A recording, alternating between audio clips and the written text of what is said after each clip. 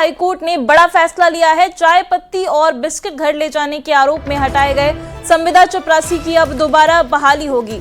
Jharkhand high court ने DRDA Bokaro के संविदा चपरासी रंजीत कुमार हिमांशु की सेवा समाप्त करने का आदेश रद्द कर दिया है। हाईकोर्ट ने सरकार को 10 जुलाई से पहले पुनर्बहाली करने का 30 जुलाई तक 50% बकाया वेतन देने का निर्देश दिया है।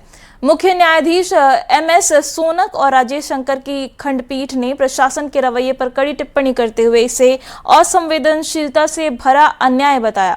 बता दें कि रंजीत कुमार हिमांशु को साल 2022 में कार्यालय से चाय पत्ती और बिस्किट सहित कुछ सामग्री घर ले जाने के आरोप में सेवा से हटा दिया गया था। अब हाई कोर्ट ने उस कार्रवाई को अवैध ठहराते हुए बहाली का आदेश दिया है। हिमांशु जी जो पिछले 17 सालों से कार्य कर रहे हैं, उन पर एक छोटा सा आरोप, एक गंभीर आरोप लगा के उसे हटाया गया, जिसमें चाय पत्ती और बिस्किट चोरी के आरोप में उनको निष्कासित किया गया था, जिसका हमने एक रीट याचिका एकल खंडपीठ में दाखिल किया, जहां पे निरस्त किया गया। फिर उन्हीं का उसी आदेश को हम माननीय डिवीज़न बेंच में अपील फाइल किया, जिसमें उच्च न्यायालय ने हम इनके फेवर में सबसे पहले इनको 50% बैक वेजेज दिया गया तथा उनको 10 जुलाई से पहले ही उनको अपॉइंट करने के लिए आदेश पारित किया गया। और इसके झारखंड का शराब घोटाला जांच की आंच अब सियासत के बड़े चेहरों तक पहुंचती दिख रही है। ईडी के समन के बावजूद पूर्व मंत्री रामेश्वर उरांव के बेटे रोहित उरांव पूछताछ के लिए नहीं पहुंचे। अब कल खुद रामेश्वर उरांव को ईडी ने तलब किया है। हालांकि दोनों ने 3 सप्ताह का समय मांगा है, लेकिन सवाल है क्या जांच से दूरी बनाई जा रही है या फिर इसके पीछे कोई और वजह है। ये रिपोर्ट देखिए। शराब घोटाले की जांच में नया मोड़, समन, सवाल और सियासत। क्या बढ़ेगी उरांव परिवार की मुश्किलें? ईडी के समन से मचा सियासी भूचाल। जांच की आंच कहां तक जाएगी?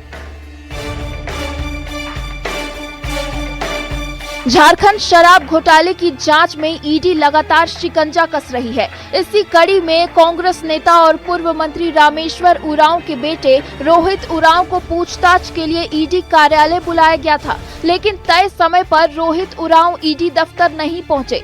अब इस मामले में मंगलवार यानी 30 जून को पूर्व मंत्री रामेश्वर उरांव को पूछताछ के लिए तलब किया गया है। सूत्रों के अनुसार रोहित उरांव ने भी ईडी से 3 सप्ताह का समय मांगा है। अब एजेंसी इस अनुरोध पर क्या फैसला लेती है, इस पर सबकी नजर टिकी है। बता दें, झारखंड शराब घोटाले की जांच पिछले साल से ईडी कर रही है। एसीबी में दर्ज एफआईआर के आधार पर ईडी ने इस मामले में मनी लॉन्ड्रिंग का केस दर्ज कर जांच अपने हाथ में ले ली थी। जांच के दौरान कई आईएएस अधिकारियों समेत कई अधिकारियों और कर्मचारियों को भी समन जारी कर पूछताछ की जा चुकी है। उरांव और पूर्व आईएएस जो अमित प्रकाश हैं, उन्हें भी समन जारी किया गया और उन सभी से एक दिन में पूछताछ होगी। दूसरी तरफ अगर बता दें तो इस पूरे मामले को लेकर झारखंड एसीबी ने भी कार्रवाई की थी और कहा जाए तो कई लोगों को गिरफ्तार भी किया था, तो वहीं कई लोगों से पूछताछ भी की थी। ईडी लगातार दस्तावेजों, वित्तीय लेन देन और कथित अनियमितताओं की कड़ियां जोड़ने में जुटी है। ऐसे में इस मामले में हर नया समन और हर नई पूछताछ राजनीतिक और प्रशासनिक हलकों में चर्चा का विषय बनती जा रही है। ईडी की जांच का दायरा जैसे जैसे बढ़ रहा है, वैसे वैसे कई चौंकाने वाले नाम शराब घोटाला मामले में जुड़ते दिखाई दे रहे हैं। लेकिन समन के बाद भी रोहित उरांव के ना पहुंचने को लेकर कई सवाल उठ रहे हैं। सबसे बड़ा सवाल यही है कि क्या रामेश्वर उरांव 30 जून को ईडी के सामने पेश होंगे या फिर उन्हें भी पूछताछ के लिए नई तारीख मिलेगी। फिलहाल शराब घोटाले की जांच निर्णायक मोड़ पर पहुंचती नजर आ रही है। फर्जी होलोग्राम बनाने का मामला हो या फिर फर्जी बैंक गारंटी देने का मामला, इन तमाम मामलों को लेकर झारखंड का जो शराब घोटाला है वो चर्चा का विषय बना था और अब ईडी ने इसमें नए सिरे से जांच शुरू की है, तो हो सकता है कि आने वाले दिनों में एक बड़ा खुलासा देखने को मिले। कैमरामैन प्रभाकर के साथ ओम प्रकाश, न्यूज़ 18 रांची। और चाईबासा से देखिए बड़ी खबर है, जहां सोनुआ में सड़क हादसे में शिक्षिका की मौत के बाद ग्रामीणों का हंगामा देखने को मिला है। गुस्साए ग्रामीणों ने 6 घंटे तक एनएच को जाम किए रखा। मुआवजा और अन्य मांगों पर आश्वासन के बाद ग्रामीणों ने जाम हटाया। सड़क हादसे में रोक के लिए प्रशासन से ट्रैक्टरों के अनियंत्रित रफ्तार पर रोक लगाने की भी मांग की। दरअसल तेज रफ्तार ट्रैक्टर ने सड़क किनारे चल रही शिक्षिका को कुचल दिया था। अस्पताल ले जाने पर शिक्षिका की मौत हो गई। हादसा पास लगे सीसीटीवी कैमरे में कैद हो गया और इसमें साफ दिखाई दे रहा है कि शिक्षिका सड़क से किनारे चल रही थी, जिसे तेज रफ्तार ट्रैक्टर रौंदते हुए चला गया। साथ हम लोगों ने लिखित आश्वासन लिया, उसमें सीओ सर और बीडीओ जी और थाना प्रभारी ने साइन किया और परिवारजनों को हमने दे दिया। और जिसका गाड़ी था वो 1 लाख रुपया देगा, अभी 50,000 दिया हुआ है और 50,000 बाद में देगा। अगर नहीं पूरा किया जाता है तो कामानघर के बाद कामगर जो होगा उसके बाद इसी जगह पर हम लोग पूरा जिला की महिलाओं को लेकर यहाँ पर हम लोग धरना प्रदर्शन फिर से देंगे। खबर जमशेदपुर से है, जहां पुटका विधानसभा क्षेत्र में मलेरिया का कहर देखने को मिल रहा है। 2 दिन के भीतर 4 आदिवासी बच्चियों की मौत हो गई है। वहीं 40 से ज्यादा लोगों के संक्रमित मिलने के बाद पूरे इलाके में हड़कंप मच गया है। स्वास्थ्य विभाग अलर्ट पर है। गांव-गांव जाकर जांच और दवा छिड़काव अभियान चलाया जा रहा है, जबकि विधायक खुद मैदान में उतरकर हालात का जायजा ले रहे हैं। में हम लोग का गाँव पे एक छोटी सी भतीजी लगती है मेरा, इस समय उनका जब डेथ हुआ उसके बाद से अभी एक्शन लिया गया है। गाँव में स्प्रे हो रहा है। हाँ, कितना डर का माहौल है आपको? डर तो बहुत है कि जो मलेरिया का जो चैनल है वो चैनल को कैसे रोका जाए, क्योंकि किसी को अगर मलेरिया हुआ है, अगर उस व्यक्ति को कोई मच्छर काटता है और दूसरा व्यक्ति के पास जाके काटता है तो उसको भी मलेरिया आएगा। तो इसलिए दवाई स्वास्थ्य कर्मी दवाई के साथ डीडीटी छिड़काव भी किया जा रहा है। यहाँ किट लेके आए हैं, पूरा किट में भी जांच कराया जा रहा है। ज्यादा सीरियस लगने से हम लोग हॉस्पिटल भेज रहे हैं। अगर ऐसा है घर घर मास सर्वे किया जा रहा है, ठीक है, और किसी को बहुत ज्यादा सीरियस लगता है तो ही रेफर करते हैं, नहीं तो दवा देते हैं तो उसी में क्लियर है, ठीक हो जाता है। जमशेदपुर से सटे पोटका विधानसभा में मलेरिया का कहर देखने को मिल रहा है, जहां कई गांवों में मलेरिया की चपेट में कई लोग बीमार पड़ चुके हैं, तो वहीं 4 लोगों की मौत हो गई है। उसके बाद स्वास्थ्य विभाग और जिला प्रशासन पूरी तरह से हाई अलर्ट पर है। तो वहीं स्थानीय विधायक भी लगातार गाँव का दौरा कर रहे हैं। तस्वीर आप देख सकते हैं कि हमारे साथ तमाम यहाँ पर मेडिकल टीम जो है वो लगातार गांव-गांव घर-घर घुसकर छिड़काव कर रही है, लोगों को जागरूक की भी कर रही है। लगातार लोगों की टेस्टिंग भी की जा रही है कि मलेरिया से कैसे बचा जाए, लोगों को जागरूक भी किया जा रहा है। हम कुछ मेडिकल टीम के लोगों से बात करेंगे। कैसे जागरूक कर रहे हैं आप लोगों को? हम लोग जागरूक कर रहे हैं कि पानी जहाँ जमा है, बरसात का पानी, उसको बर्तन में हो गया, गमला में हो गया, उसको फेंक दें। नल का पानी साफ सफाई रखें और बीमार पड़ने पर उसको नजदीक स्वास्थ्य केंद्र में जाएं। हम लोग तो अपना घर घर जाके मास फीवर सर्वे कर ही रहे हैं। जिसको पॉजिटिव आ रहा है उसको दवा दे रहे हैं और जो ज्यादा सीरियस है उसको रेफर किया जा रहा है। पुटका से अभी तक लगभग 34 पॉजिटिव केस मिल चुका है। मौत का आंकड़ा? मौत तो 4 है, अभी तक 4 मौत है।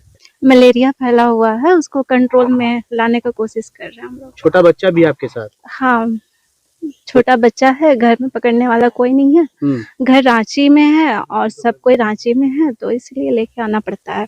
हालांकि स्वास्थ्य विभाग और जिला प्रशासन लोगों से अपील भी कर रहा है। स्थानीय विधायक भी गांव-गांव घूमकर लोगों से अपील कर रहे हैं। तो न्यूज़ 18 के माध्यम से हम भी अपने तमाम जो व्यूअर हैं उनको अपील करना चाहेंगे कि डेंगू हो या मलेरिया, इसके चैन को तोड़ने के लिए हमें जागरूक रहने की जरूरत है। न्यूज़ 18 के लिए पोटका से आशीष कुमार तिवारी। नशे के सौदागरों के खिलाफ झारखंड सरकार अब आर पार के मूड में है। अगर आपके पास ड्रग तस्करों या फिर अफीम की अवैध खेती की पुख्ता खबर है तो अब आप सिर्फ एक सूचना देकर 50,000 से 2 लाख रुपए तक इनाम पा सकते हैं। सरकार का दावा है कि आपकी पहचान पूरी तरीके से गुप्त रखी जाएगी। अब सवाल है, क्या इनाम का ये दांव नशे के नेटवर्क की कमर तोड़ पाएगा? ये रिपोर्ट देखिए। नशे की सूचना दें, बने लखपति। नशे के सौदागरों पर सरकार का वार। अब टूटेगा ड्रग्स माफिया का नेटवर्क। पहचान गुप्त, इनाम पक्का। नशे का नेटवर्क अब होगा ध्वस्त।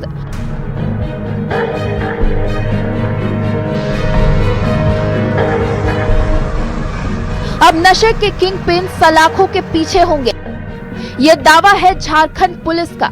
दरअसल झारखंड में सिंथेटिक ड्रग्स का बढ़ता नेटवर्क और ग्रामीण इलाकों में अफीम की अवैध खेती पुलिस के लिए बड़ी चुनौती बनी हुई है। इसे देखते हुए सरकार और झारखंड पुलिस ने नशे के खिलाफ अभियान तेज कर दिया है। सरकार ने लोगों से अपील की है कि वे नशे के कारोबार की सूचना दें और इनाम भी पाएं। साथ जहाँ जहाँ पे भी सिंथेटिक ड्रग्स या और ड्रग्स के पेडलर्स की सूचना जो है वो मिली है, उनका सत्यापन बहुत प्रायोरिटी पे किया जा रहा है और ANTF को भी इसमें सशक्तिकरण किया जा रहा है ताकि सभी अफेक्टेड डिस्ट्रिक्ट्स के साथ बढ़िया समन्वय बनाकर जो है ड्रग्स के विरुद्ध जो है निर्णायक कार्रवाई की जा सके। अब जान लेते हैं कि नशे के खिलाफ अभियान में पुलिस ने अब तक क्या कार्रवाई की है। 2.5 साल में 2627 आरोपी गिरफ्तार, 1941 NDPS के मामले दर्ज, जिसमें 390 मामले अफीम की खेती से जुड़े हैं। वहीं 2024 में 803 केस दर्ज हुए, 1062 आरोपियों की गिरफ्तारी हुई। वहीं 6617 किलो गांजा, 121 किलो अफीम, 122 किलो ब्राउन शुगर और 50,712 किलो डोडा जब्त किया गया, जबकि 2025 में 782 केस दर्ज किया गया। 994 आरोपियों की गिरफ्तारी हुई। 2706 किलो गांजा, 151 किलो अफीम, 9.6 किलो ब्राउन शुगर और 26,982 किलो डोडा बरामद हुआ। वहीं जनवरी से मई 2026 तक 356 केस दर्ज किया गया, जबकि 571 आरोपियों की गिरफ्तारी हुई। वहीं 3,337 किलो गांजा, 119 किलो अफीम, 2.7 किलो ब्राउन शुगर और 8,797 किलो डोडा जब्त किया गया।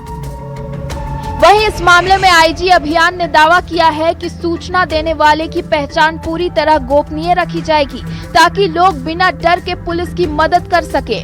झारखंड सरकार के द्वारा अब जो मुखबिर हैं, जो इसकी सूचनाएं देंगे ड्रग पेडलर्स की या जो इसका काम में लगे हुए हैं या जो गैंग्स इसमें लगे हुए हैं, उनकी गोपनीयता बनी रहेगी और उनको 50,000 से लेके 2 लाख तक का इनाम उनको दिया जाएगा और उनकी कोई भी पहचान, सब चीज गोपनीय।